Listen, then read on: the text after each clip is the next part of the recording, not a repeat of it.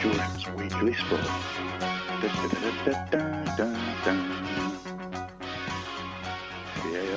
on Tone Radio. Welcome to the sports news for this week at 2:45, which kicks off with the news that Spurs have been accused of spying by Olympic chiefs who organised the bidding for the move into the Olympic Stadium after the Games are held next year. And a man has been arrested in connection with Tottenham under claims that he has been put under surveillance by a potential tenant of the stadium itself. Tottenham themselves have monitored all 14 board members of the Olympic Park Legacy Company. According to their chair, Baroness Ford, the Premier League club said it totally rejects the accusation in the strongest possible terms.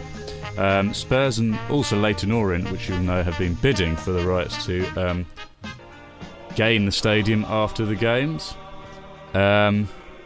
Also, West Ham were in it at first and they got chucked out of it. They've left the process.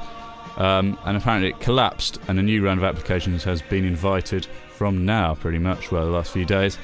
Baroness Ford herself has said that her board were put under surveillance by Tottenham Hotspur, and the chairman of their club felt enough confidence to say that in the Sunday Times several months ago, all 14 members of my board were put under surveillance.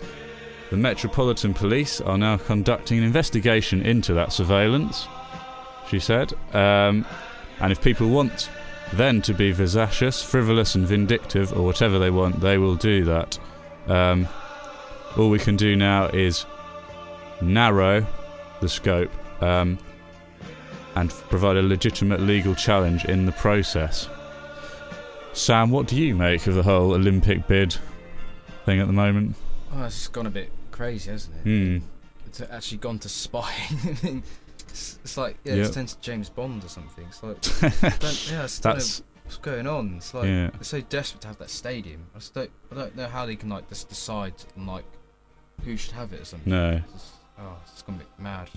But that's the way it's going. Graham Stack, who used to be a goalkeeper for Arsenal. Oh, and Reading. And Reading, in fact, which is appropriate, has been arrested over an alleged fight in a nightclub in London. He now plays for Hibs, which you don't know stands for Hibernian, in Edinburgh.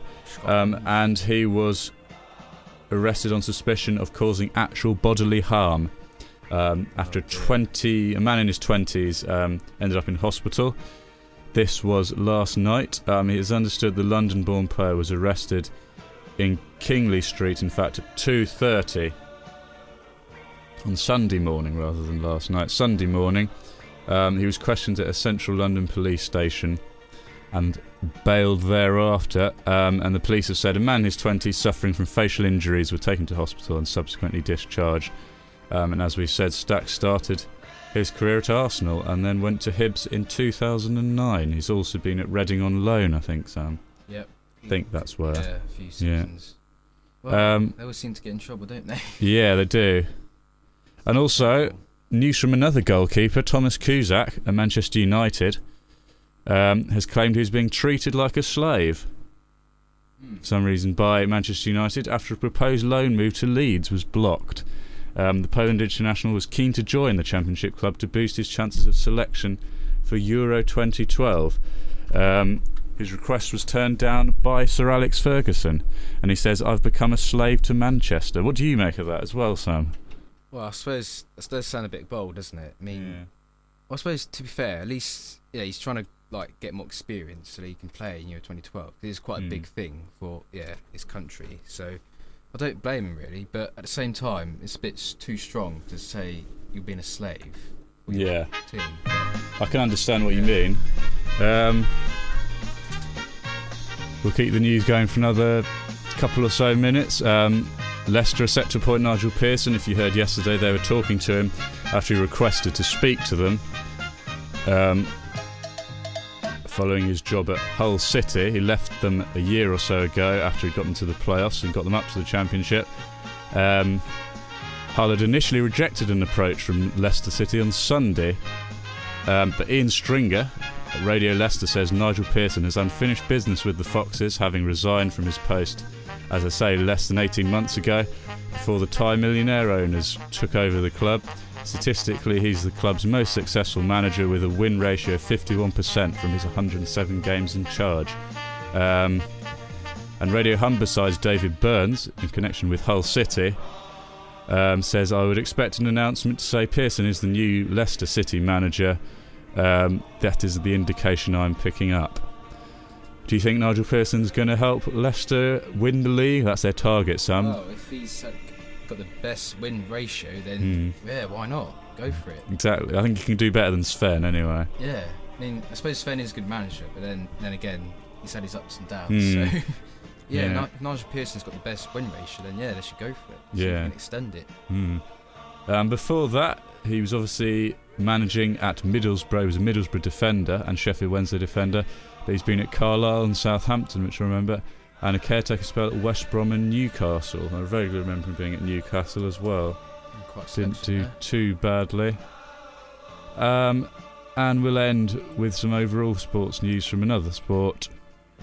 Tiger Woods saying ex-caddy was not a racist. However, he's revealed he was hurt by Steve Williams' race comment, but insisted his long-term former caddy is certainly not a racist.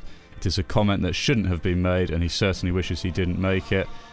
We're moving forward. It was hurtful, certainly, but life goes forward. We talked about it this morning. In fact, that meant yesterday. We met face-to-face, we talked it through, and we've agreed it was the wrong thing to say. He's also said it's one of those things, we'll see what time does. Time does not heal wounds, and we'll see how that goes. Time does heal wounds, rather. Yeah, that's true, yeah. I don't make... This is Caddy speaking now. I don't make policy. I'm not part of the governing bodies, and it's up to them. That's, in fact, Woods talking about the European Tour chief and the USPGA Tour commissioner as to what they do about the matter. What do you make of the whole racist thing, Sam? Again, well, lastly. It's like... Yeah, because we've had, like, stuff in football, being like, racist claims, like John Terry and... Yeah, and well, Luis Suarez was also accused, wasn't he? So now it's happening in golf. It's like suddenly all these racist claims have been happening. It's strange. I just don't know why, but I think it would have moved on by now. But it's still going. It's sad to say. It's sad, really. Yeah. We're going to play a bit of the Kooks and Eddie's Gun. I think that's the Kooks. Do you think it's the Kooks? Eddie's Gun. I think it's off the Kooks' album because it's got See the World, Maybe Tomorrow. No, that's... Hi, this is James May. You're listening to Tone Radio. Yeah, who did that? We'll find out. It's next. Tone Radio. All right. Hi, this is James May. You're listening to Tone Radio.